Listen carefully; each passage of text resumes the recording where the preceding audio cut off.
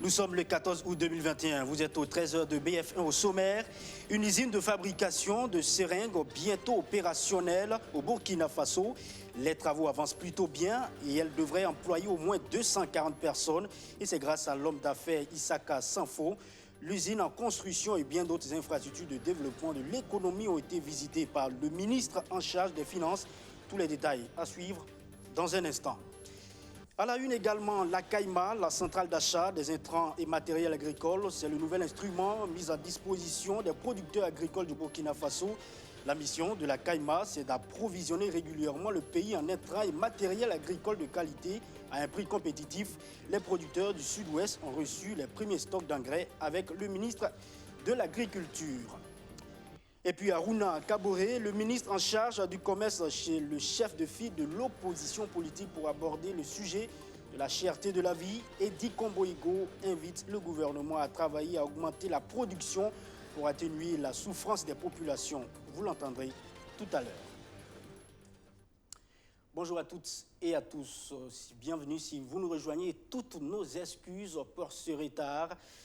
Mais avant, on rentre dans le vif du sujet avec cette brève. Pour commencer, la police judiciaire de l'Est a mis aux arrêts le 17 juillet 2021 à Fadangourma un individu qui se faisait passer pour un assistant d'une structure de livraison de visas touristiques et ce, avec la complicité d'une autre personne qui, lui, se faisait passer pour le Premier ministre du Burkina Faso, la Première Dame du Togo et pour un directeur de banque sur les réseaux.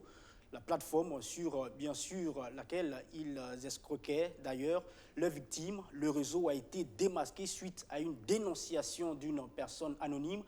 La police judiciaire invite donc les populations à plus de vigilance.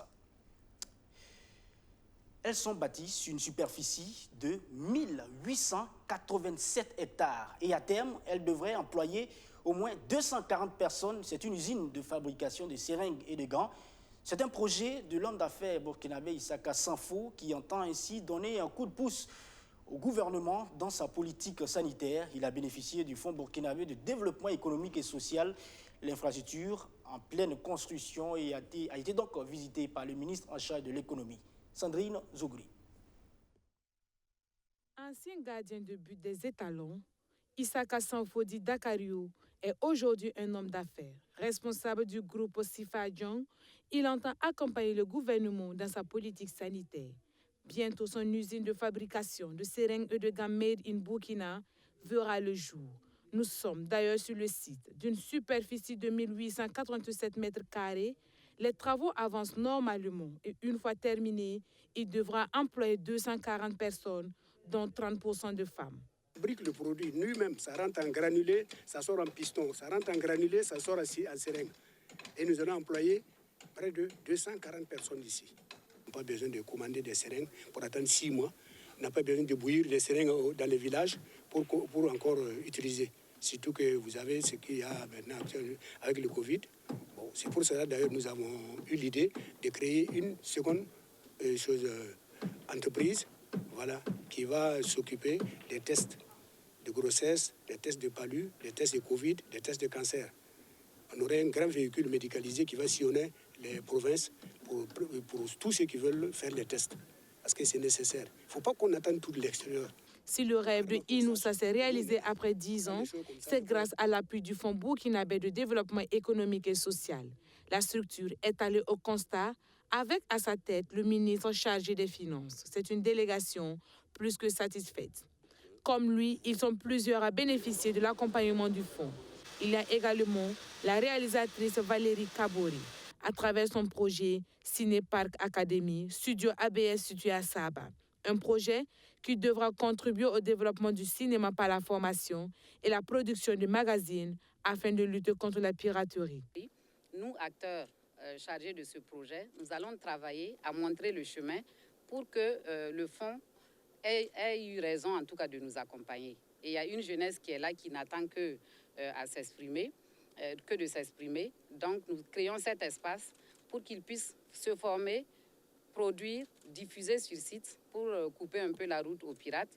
Et après, la chaîne de l'économie reprend parce que s'il y a une plus-value, ils peuvent réinvestir. Cette tournée du ministre de l'économie et des responsables du fonds sur les différents sites bénéficiaires vise à constater de visu le taux d'avancement des travaux.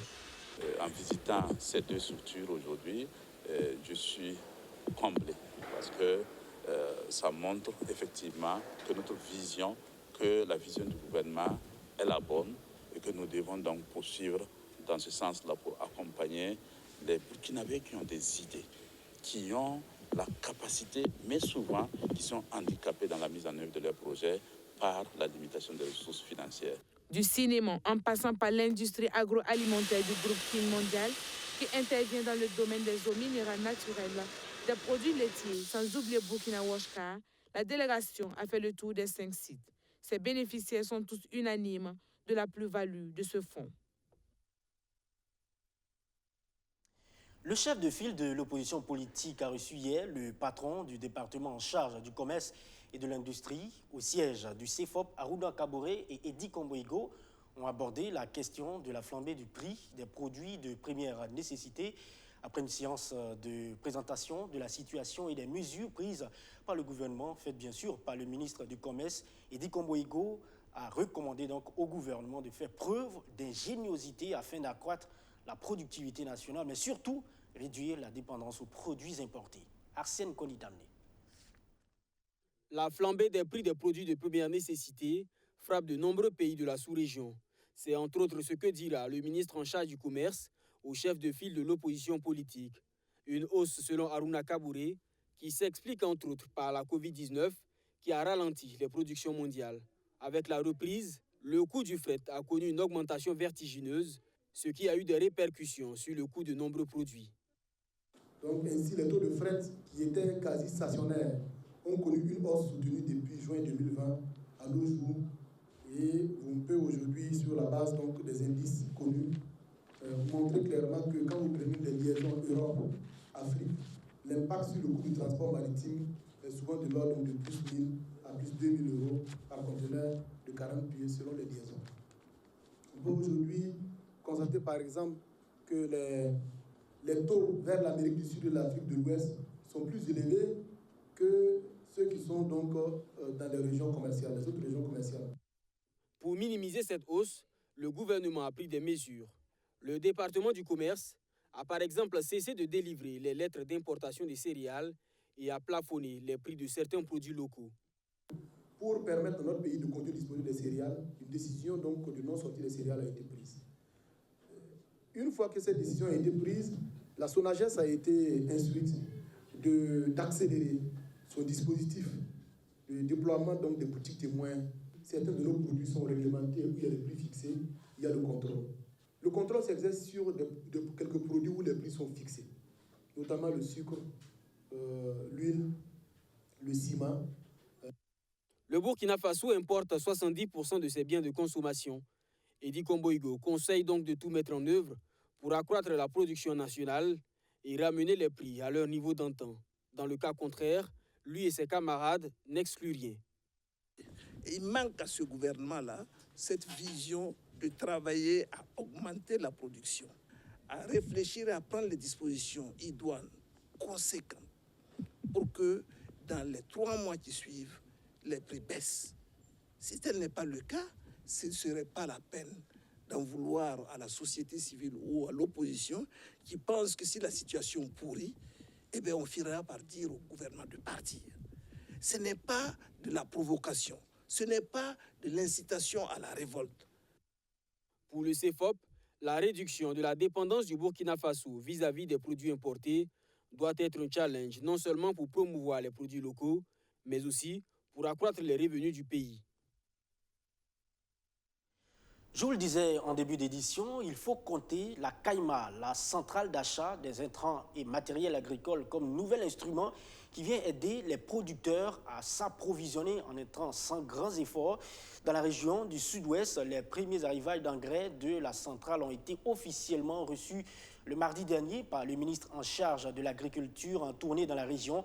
La mise en place de cette centrale permet au Burkina Faso de disposer et distribuer ses intrants et matériels agricoles de qualité à un prix compétitif au profit des producteurs. Suivez. Ça y est, c'est fait. Les producteurs et agricoles du Burkina Faso disposent désormais d'une centrale d'achat d'intrants et matériel agricole. C'est en 2013 que les producteurs avaient émis le vœu devant le chef de l'État lors des journées nationales du paysan de disposer d'une structure capable d'approvisionner les agriculteurs en intrants et en matériel agricole de qualité. La CAIMA a donc pour mission d'accompagner les producteurs avec des intrants à un prix réduit et de rapprocher les semences, les engrais et les équipements des producteurs agricoles. Ce n'est pas des engrais subventionnés par l'État, c'est la structure, la CAIMA, qui a acquis ces intrants et qui va le mettre sur le marché au profit des producteurs qui vont s'organiser pour la vente à quand même un prix qui sera moins que sur le prix actuel sur le marché. Avec l'accompagnement de la BADF d'un montant de 5 milliards pour pouvoir aller vers les différentes structures, vers les différents ports pour pouvoir acquérir des intrants afin de le mettre sur le marché. La centrale d'achat des intrants et matériel agricole se veut aussi une réponse à la rupture des intrants sur le marché en fournissant des produits de qualité et en quantité suffisante. Pour l'instant, elle privilégie les organisations faîtières qui disposent d'un stock d'environ 40 tonnes d'engrais au niveau de la région du Sud-Ouest. La CAIMA s'est donné les moyens avec l'accompagnement de ses partenaires à pouvoir effectivement acquérir 15 000 tonnes qui sont en train d'être acheminées sur Ouagadougou. Et nous sommes aujourd'hui en tout cas en mesure, avec tous les soutiens nécessaires qui ont été apportés, de pouvoir apporter en tout cas notre contribution pour disponibiliser les engrais de qualité et en quantité suffisante pour la population. Les producteurs ont au cours d'une cérémonie reçu des sacs d'engrais NPK. Cette année, l'État a mis à la disposition de l'ensemble des producteurs environ 30 000 tonnes d'engrais. Restons encore dans le Sud-Ouest avec ces engrais qui vont certainement être bénéfiques pour les producteurs de la région, surtout en cette période hivernale. Le ministre de l'Agriculture, en tournée dans cette partie du Burkina, a fait le constat de l'évolution des cultures. Salifou Ouedraogo félicite l'ensemble des acteurs du monde paysan de s'être montrés résilients. Mais le gouvernement, tout de même, doit encore faire des efforts, notamment sur la question foncière. Constat de Maxime Ilboudo et Arsène Konditame. Du maïs prêt à être consommé et des épis qui présentent une bonne physionomie. Nous sommes dans l'exploitation familiale du producteur Yupune Yulagawa dans la région du Sud-Ouest. En seulement 2 mois, environ 700 mm de pluie sont tombés dans cette partie de la région et la saison agricole augure de bonnes perspectives en matière de production de maïs. Le ministre de l'Agriculture, des Aménagements hydrauliques et de la mécanisation, dans le cadre du suivi de la campagne agricole 2021-2022, est allé constater de plus près l'état des cultures. Pour nous, il faut que les producteurs puissent effectivement suivre les conseils des agents techniques pour pouvoir faire en sorte que cette campagne-là se passe très bien. On a vu aussi que ici, dans la région du Sud-Ouest, la diversification des productions peut permettre aussi d'améliorer la résilience des communautés.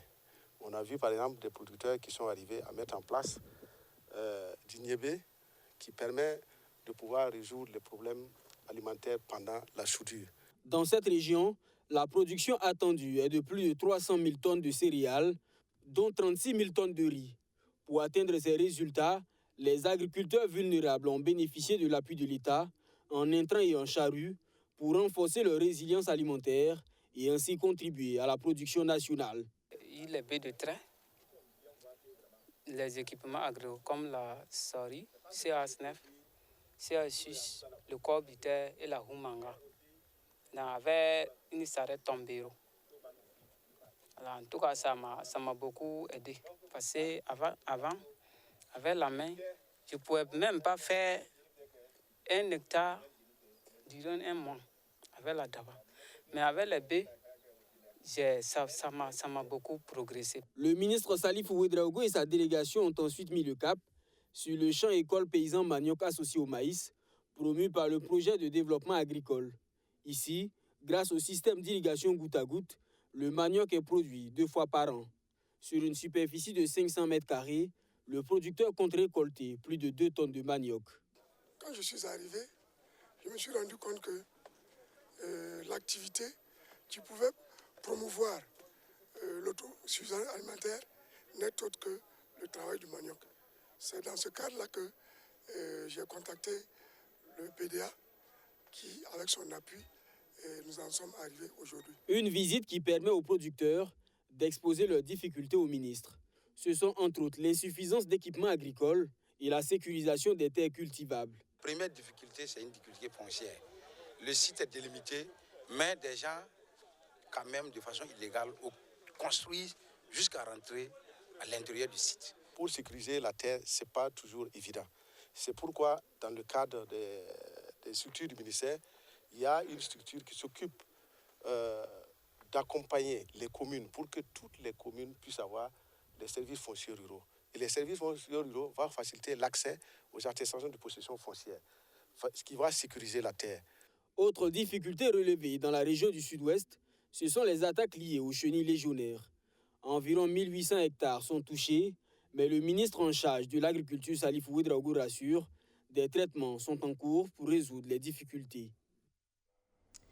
En attendant, à Ouagadougou, le premier Burkinabé médaillé aux Jeux Olympiques, Hugues Fabrice Zango, est toujours sous le feu des projecteurs. Hier, il était cette fois au ministère de l'Éducation nationale avec les meilleurs élèves primés au CEP, au BPC et du baccalauréat.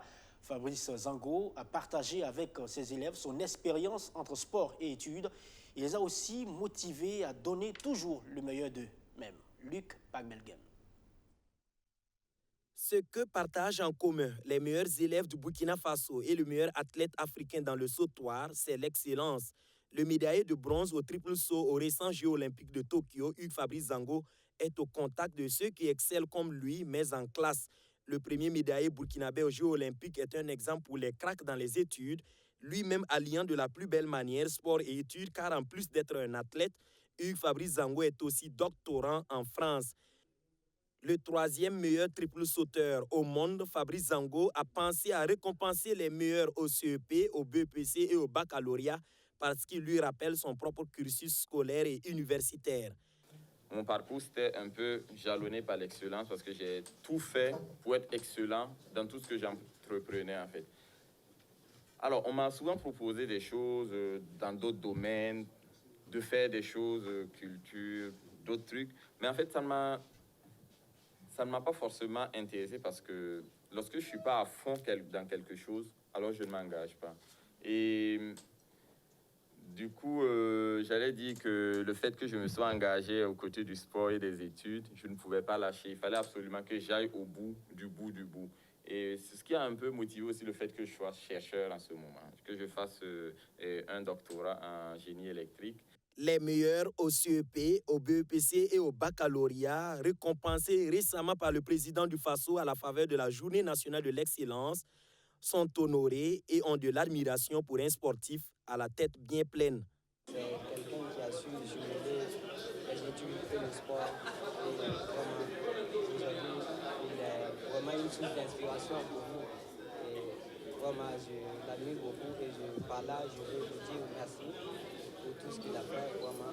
Il a fait pour témoigner aussi qu'il est reconnaissant et il veut voir aussi nous, les jeunes,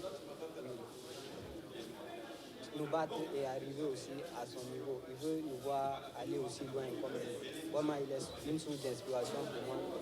Je ne saurais donc passer sous silence que votre présence ici traduit votre attachement aux valeurs positives véhiculées par l'éducation. Et c'est aussi une invite faite à vos jeunes frères pour qu'ils empruntent le chemin de l'excellence. Quel que soit ce qu'on fait, on doit être excellent. Les gens disent que c'est difficile, mais si on est excellent, vous allez vous en sortir. Après le ministère de l'Éducation nationale, de l'alphabétisation et de la promotion des langues nationales, Hugues Fabrice Zango a été reçu par le président de l'Assemblée nationale et comme après sa médaille de bronze au championnat du monde de Doha à Qatar, Alassane Barassa Kandé n'a pas tari d'éloges à l'endroit du triple sauteur burkinabé, symbole d'un Faso qui gagne. L'autre actualité de ce 13h, c'est la vieille mosquée de Dioula Soba qui n'a plus de minaret. Cette partie de la mythique mosquée de Bobo Dioulasso s'est totalement effondrée hier vendredi. Le vendredi, vous le savez, où les musulmans font leur grande prière, mais heureusement, il n'y avait pas de fidèles musulmans à l'intérieur, et cela quelques jours seulement après le début de la dégradation. Surtout Justin Dabiré. C'est aux environs de 11h ce vendredi que le minaret principal de la grande mosquée de Dioula Soba s'est définitivement effondré 2 jours après le passage de la ministre en charge de la culture sur le site. On ne déplore aucune perte en vie humaine ni de blessés. Le pire a été évité selon le guide principal de la vieille bâtisse religieuse de Bobo. Alors, on avait peur que le poids tombe sur le toit pour que ça blesse des gens dedans. Comme aujourd'hui c'était le vendredi, donc hier ils ont dit que personne n'avait accès à la mosquée. Donc c'est ça qui nous s'est permis. Donc à partir de 11h et quelques, l'autre partie est tombée. Donc ça dit que s'il n'y avait pas ce communiqué là, on pouvait s'attendre... Ah oui, s'il n'y avait pas ce communiqué, on pouvait s'attendre à quelque chose. Parce que le vendredi, depuis 9h, 10h, le premier rangé est réservé. Et puis il y avait des mendiants qui étaient assis devant le minaret principal qui est tombé. Donc on les a fait évacuer et puis protéger. Avec l'effondrement définitif du minaret principal, les risques sur la mosquée sont désormais épargnés selon le guide principal. Présentement, le danger est passé. Sinon, le toit est présentement solide. On peut utiliser comme prière. On peut prier dedans. Mais avec le danger qui était là, qui vient de tomber, présentement, il n'y a pas de problème. Donc, on va essayer de limiter, travailler limité, ouvrir, recommencer à prier dedans. En attendant la fin de la pluie, on va reconstruire. La vieille mosquée de Dioula Soba, construite en 1880 et qui commençait à montrer des signes de dégradation, a été réhabilitée et réceptionnée en septembre 2019 par le ministère en charge de la culture. Et puis votre télévision BF1 est primée par l'association Sid Kreta, des tradipraticiens pour la santé humaine, l'environnement et le développement. Une attestation pour exprimer la reconnaissance à BF1 pour la production et la diffusion de l'émission de santé La Fille Rogo.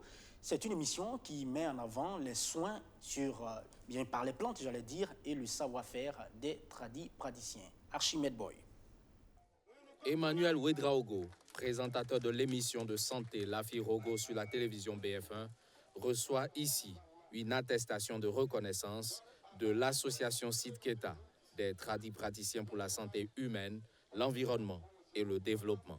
Au cours de cette cérémonie organisée chez le Sonkologo Naba au quartier Pissi à Ouagadougou, l'association Sidketa honore BF1 pour sa contribution à la promotion de la médecine par les plantes et à la valorisation du savoir-faire des tradipraticiens. Je suis très content et très fier d'avoir mené cette activité et j'ai senti que l'association des tradipraticiens ont reconnu l'effort de cette émission pour me discerner une attestation de reconnaissance. À la suite de Emmanuel Ouedraogo, c'est toute l'équipe de production de l'émission de santé La Fille Rogo qui est honorée. Un bélier est même offert pour le directeur général de la chaîne Au cœur de nos défis. L'association des tradipraticiens fait également un clin d'œil au ministère de la Santé qui accompagne cette émission. Oui, effectivement, il y a une bonne collaboration entre la médecine moderne et la médecine traditionnelle. Voilà, ce qui fait qu'ils ont une convention, voilà, avec l'association en question. Sidketa a une convention avec le ministère de la Santé. Donc, il y a la sous-section médecine traditionnelle même au sein du ministère de la Santé. Donc, le district sanitaire de Boulmérou n'est pas en reste. La Fille Rogo est une émission en langue nationale morée produite par la télévision BF1. Elle aborde les questions de santé, notamment l'utilisation des plantes par les tradipraticiens pour soigner certaines maladies. Elle est diffusée tous les mardis à 10h et rediffusée les vendredis à 15h. Et voilà, c'est donc la fin de ce journal. Merci à vous de l'avoir suivi. Dès lundi, une autre équipe s'installe ici même pour d'autres sessions d'information. Passez un excellent week-end en prenant bien sûr soin de vous et des autres.